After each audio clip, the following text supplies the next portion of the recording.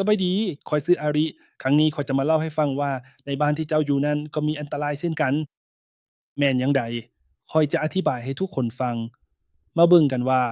บ้านที่เฮาอยู่นั้นมีอันตรายแนวใดบ้าง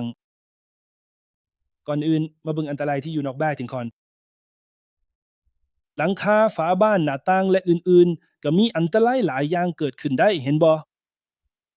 ตัวอย่างเช่นผ้าหลังคามีรอยแตกน้ำฝนอาจจะเข้ามาในบ้านได้กวาดๆเบิ่งให้แน่ใจว่าบ่มีรอยแตก พร้อมกันนี้ยังมีจุดสำคัญอีกด้วยการป้องกันบ่ให้มีมดขาวมาหรือการเตรียมการให้พร้อมเมื่อฝนตกหลายและบ่ให้น้ำฝนเข้ามาในบ้านเห็นว่าเป็นเรื่องสำคัญหลายต่อไป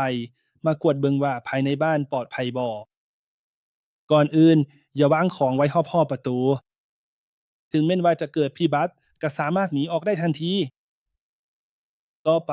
ปิดฟิล์มที่กระจกป่องหน้าต่างภายในบ้าน ฟิล์มนี้ช่วยป้องกันบ่ให้เส้นกระจกแตกเข้ามาในห้องเมื่อมีการสั่นไหวหรือเหตุการณ์อื่นๆ สุดท้ายอย่าวางของไว้เทิงเฟอร์นิเจอร์ที่สูง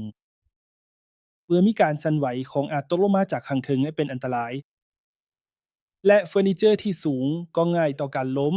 ดังนั้นแนะนำให้ยึดให้แน่นอนถ้าบ่สามารถยึดได้ควรวางในบ่อนที่บ่มีคนอยู่เพื่อบ่ให้ล้มทับคน